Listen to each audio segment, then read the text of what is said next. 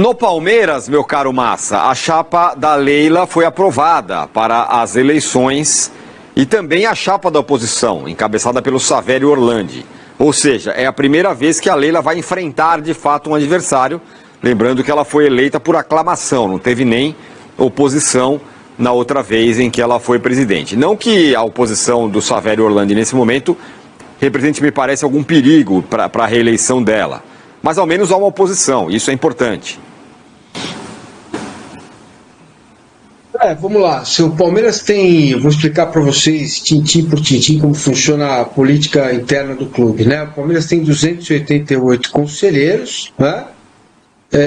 E você precisava de ontem pelo menos 44 votos das duas chapas para que as candidaturas fossem validadas. Então, é como um filtro, o nome é esse, filtro, o conselho aprova as candidaturas, os vices, tal, as origens, de onde vem, quem são, quais são os grupos que apoiam, e aí, lá em novembro, dia 24 de novembro, vai ser eleição, vai ser num domingo, se eu não tiver trocado aqui as datas, mas é num domingo a eleição, no mês de novembro, no final do mês de novembro, depois da segunda quinzena de novembro. Né? O resultado, você tem 168 votos na chapa da Leila, 85 votos na chapa do Savério, e 10 votos em branco, 263 conselheiros compareceram para fazer a votação. O que isso indica, né? Indica que a situação é absolutamente maioria, esse quadro de 88, 90, até 95 votos, de 85 a 95, são os mesmos que são opositores, que estavam na oposição da Leila. A diferença é que, neste momento, depois daquela entrevista desastrosa, a entrevista do tabaco, houve uma aglutinação, né? Os caras que são de várias correntes de oposição, eles conseguiram se unir, conseguiram dialogar e conseguiram formar uma chapa encabeçada pelo Savério, que é um cara muito inteligente e bem intencionado. Então hoje você tem 2 candidatos, é verdade, isso faz muito bem para o clube, mas não há uma mudança significativa dentro do Conselho do Palmeiras de apoio, de que, olha, vai ter uma mudança ou significa algo para daqui 3 anos. Não, o trabalho da oposição é inglório, porque não é também dentro do Conselho, porque o Conselho representa o associado. Quem vota no conselheiro é o associado. Então, essa diferença tudo indica que estará nas urnas no mês de novembro. Agora, é eleição a gente sabe quando começa, como começa, mas não sabe como termina. É bom deixar isso claro, mas nesse momento não há nenhuma possibilidade da Leila Pereira perder a eleição para o Savério Orlandi no pleito do mês de novembro à frente. Então, é isso, o quadro é esse. Você tem alguns grupos que apoiaram a oposição depois daquela entrevista desastrosa, alguns poucos que estavam na situação resolveram sair, né? E isso sustentou a candidatura do Savério à presidência da Sociedade Esportiva Palmeiras, e é só isso, gente. Não tem mais nenhum, só isso não, importante, mas não tem nenhum significado de perda de poder ou de crescimento da oposição, ou de, nossa, crescemos tanto, agora somos 100, 150 conselheiros. Não, o apoio continua sendo maciço à Leila Pereira dentro do Conselho Deliberativo do Palmeiras, e isso costuma se refletir com a votação do associado. Muito bem, então, né, Arnaldo? Bom, mas qualquer coisa eu falei pro Massa, né? Oposição é importante, né? Tem muito clube que esmagou a oposição ao longo. Volta ao exemplo do Vasco. Por muito tempo, o grupo de Eurico esmagou a oposição do Vasco, o Vasco quase não teve força, e o Vasco quebrou, né? Eu acho que é uma ciência que escreveu bem o contexto político. Tem a situação, né? A análise da ascensão da Leila, né? O conflito de interesse que a Leila continuará ou tenta se livrar, talvez, nessa última etapa, nesse segundo mandato. Tem um monte de situação para se discutir.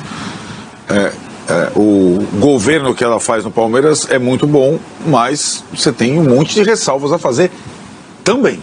O método pelo qual chegou no poder, o conflito de interesses, etc, etc. Então, acho que a oposição serve também para debater esses pontos, né?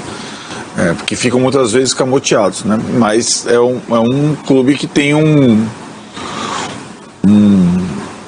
duas figuras muito fortes hoje, que tem harmonia entre elas, né? A Leila Pereira e o técnico de futebol, né? Então, se o clube está com um comando muito firme e o time também costuma dar resultado. E aí as crises são pequenas, as crises são curtinhas, são rapidamente resolvidas e contornadas, porque todo clube tem as suas, né? Mas aí houve quando a gente estava comparando sobre a situação, né, de fritura no Zubeldia, nós estamos falando de duas figuras muito grandes, né? A Leila e o Abel. Mas, de certa forma, tem o equilíbrio. O equilíbrio é o seguinte: o palmeirense, ou a maioria dos palmeirenses, ama a Leila, por conta de tudo que é da reconstrução feita, e a maioria dos palmeirenses, ou quase todo mundo, ama o Abel. Então, os dois, enquanto estão trabalhando bem... Só para referendar que, no caso do São Paulo, o segundo mandato do Casares, ele não teve opositor. Não teve. É um pouco o inverso. Uma reclamação. Né? É um pouco o inverso do que aconteceu no Palmeiras. Ele ganha a eleição com uma oposição relativa, eram dissidências, mas não foi uma barbada na primeira eleição. E a segunda eleição não existe candidato da oposição. O tamanho, ele... Não, claro. Dentro do clube é indiscutível. Isso, dentro do clube é barbada também. Mas estou falando assim do ponto de vista de torcida. A torcida adora a Leila, a torcida adora o Abel. Duas figuras muito fortes. Você tem razão. Só tem uma distinção, né? O São Paulo é pelos conselheiros e o Palmeiras é pelos sócios. Eu acho a do São Paulo... o certo era sócio-torcedor, como Bahia, Grêmio, Inter... Isso é o certo. Sempre me incomoda muito clubes do tamanho do Corinthians e do Palmeiras com 3 mil votos, 3.400, 2.800, 4 mil. São Paulo, então, com 150, 200 votos, que é só do conselheiro, para mim é mais aberração ainda. Isto colocado, me parece que o Massa conhece, obviamente, muito mais do que eu e pode falar com mais propriedade, mas me parece que primeiro... essa votação, ou no mínimo ter a oposição, ela só acontece por causa do ato lá atrás da Leila, quando ela erra naquela coletiva bizarra dela, que ela achou que o Palmeiras nasceu em 2014 e não em 1914, e ela fala de um jeito como se o Palmeiras não existisse no passado, como só existisse depois que ela chegada dela, e aquilo despertou o ódio de conselheiros e sócios. Peraí, tia, não é assim não. A banda não toca do jeito que você está imaginando, esse clube tem mais de 100 anos, você está brincando com a gente falar um negócio desse e tudo mais. E ali ela dá ela aquece de novo a oposição. Então me parece que talvez nem existiria a votação de ontem se ela não tivesse ali atrás, naquela entrevista bizarra, aglutinado de novo pessoas que falaram: ou a gente para ela por aqui e dá uma calmadinha nela, ou essa situação vai ficar daí para pior. E a outra me parece um clube hoje, pelo fato dela estar muito grande, como vocês disseram, pelo Abel, por tudo que está acontecendo, me parece um clube muito mais em paz do que ele é no sangue palestrino normalmente, né? A gente via confusões e brigas e até vias de fato. Não me parece ser um sinal bélico, não me parece ser uma eleição muito nessa linha, porque tem alguém muito forte com uma mão de ferro muito grande. Essas duas análises aí estão muito erradas, Massa, do que ela falou lá atrás.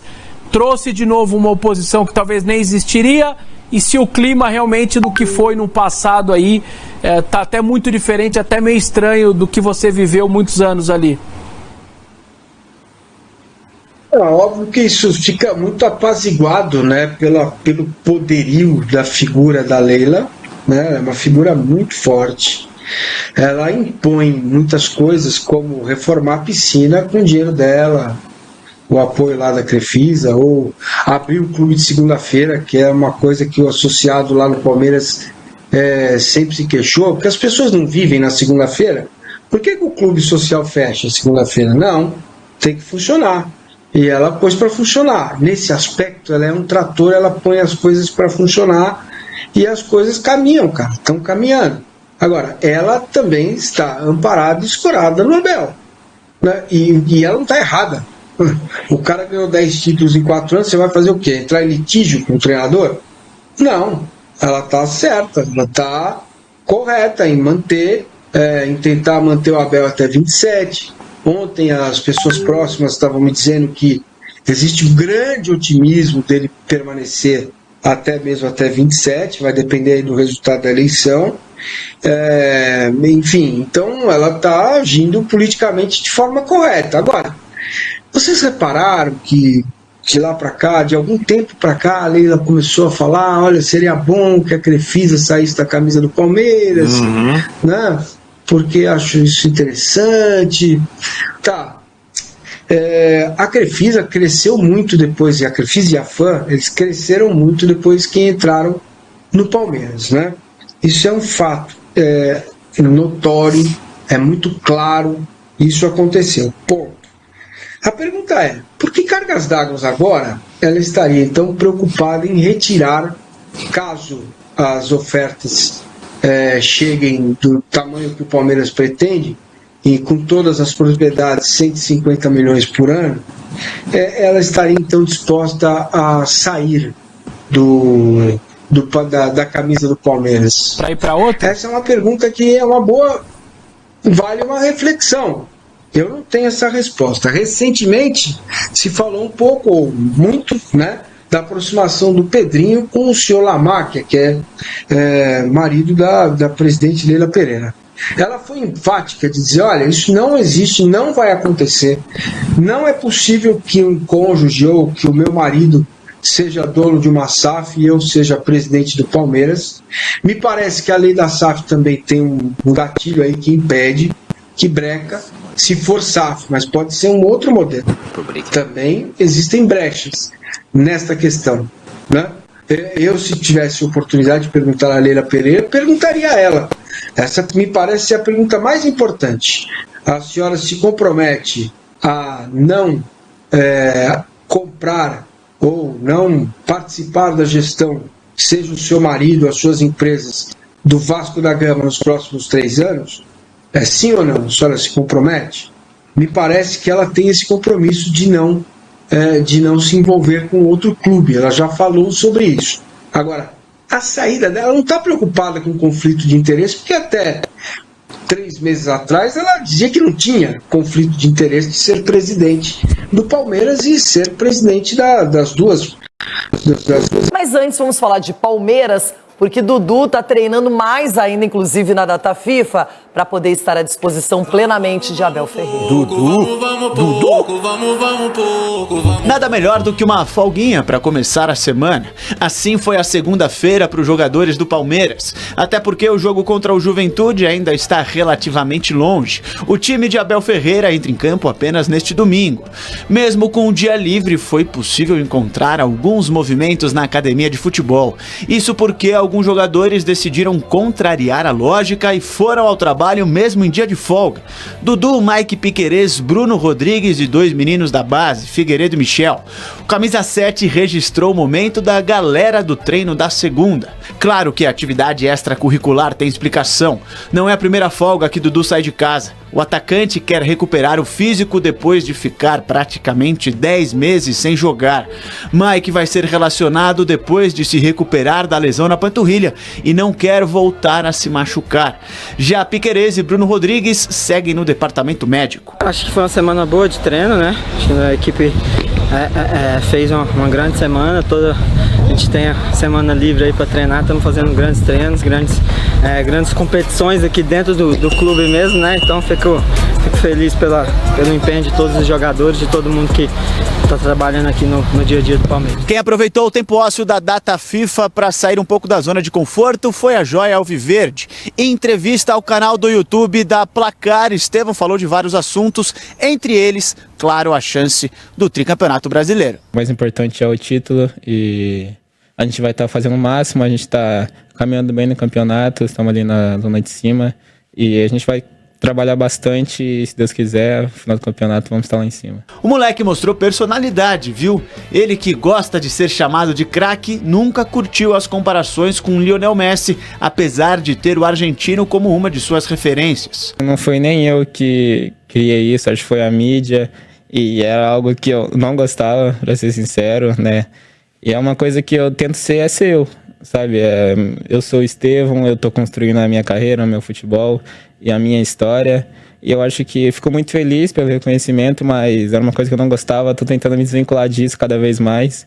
Eu acho que já desvinculou bastante e espero que isso acabe de vez. Abel Ferreira não poderia ter ficado de fora. Apesar de Estevão deixar o Palmeiras, em julho do ano que vem, um conselho do português vai acompanhar o jogador de 17 anos durante toda a sua carreira. Ele sempre busca me evoluir bastante, porque desde a base eu não costumava voltar para marcar e acabava que isso prejudicava um pouco no começo da minha transição profissional, mas isso é uma coisa que eu fui buscando, que ele foi me ajudando, que ele foi falando comigo de cumprir funções dentro de campo. E ele falou que não era só para hoje, para agora, mas que seria importante isso para minha vida inteira, quanto lá na Europa, quanto aqui no Brasil.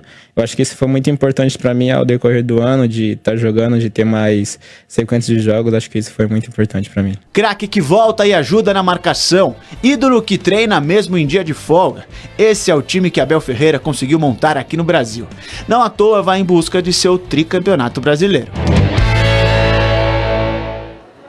Tricampeonato brasileiro. Você já pensou nessa possibilidade, Rona? O próximo adversário é o Juventude fora de casa. Não é tão simples atuar na Serra Gaúcha. Agora o Palmeiras está muito forte neste momento. É one competition, né? One competition você consegue colocar todas as forças, treinar para isso, né? Fazer jogadas variadas, como fez o Dudu, até treinando quando eu não precisava treinar. Isso é legal, isso é comprometimento, profissionalismo, né? E a gente vê muito isso no Palmeiras, é legal isso aí. Mas é uma competição só, né, menina? Dá tempo até de fazer uma fezinha aí, sei lá. Tá boa essa briga entre Botafogo e Palmeiras. Promete ser acirrada até o final, ainda mais que já tem confronto direto no Allianz Parque. Bom, agora quero falar... Salve, salve, torcedor Alviverde. Aqui é do canal Palmeiras hoje e vamos falar um pouquinho das últimas notícias do time do Palmeiras. Palmeiras que teve por muito tempo o Dudu fora, por conta de uma lesão no joelho, não só como o Dudu, como também o Mike. Porém, o que está sendo muito repercutido na mídia é a atitude do Dudu, de chegar antes nos treinos para fortalecimento, treinar fortemente, ficar depois dos treinos. Não somente isso, está sendo muito repercutido também que, além dos treinos do time principal, ele também está indo nos treinos da equipe do departamento médico para buscar se fortalecer, para buscar sua melhor forma física. E isso está sendo muito bem repercutido, está sendo visto pelo técnico Abel Ferreira, que com certeza está dando toda a força a ele, porque sabe a necessidade de ter um cara desse no grupo.